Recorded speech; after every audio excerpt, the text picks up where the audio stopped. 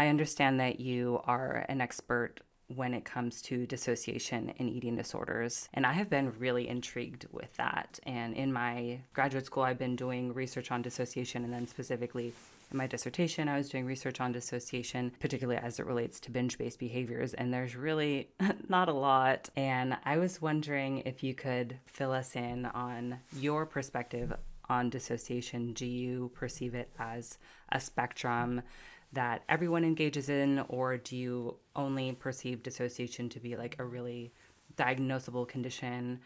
And just start with that.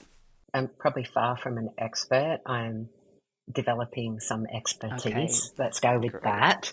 Okay, Um, but it's definitely a spectrum, and the diagnosable end is the more kind of severe end, right, where it has a greater impact in it. So you could like go into dissociative identity disorder and OSDD and those kind of diagnoses.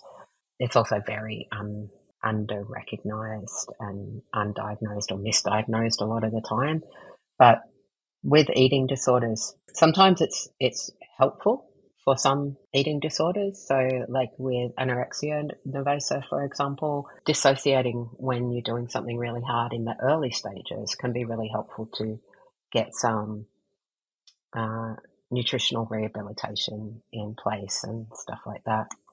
With binge eating disorder, though, it tends to be harmful because people lose choice over their actions and their behaviors, and that has a lot of impact as well. So initially, I think identifying what type of dissociation is happening, whether it's something that we need to address initially or whether we get some insight into that and how to navigate that. So there's heaps of different ways that you can do that.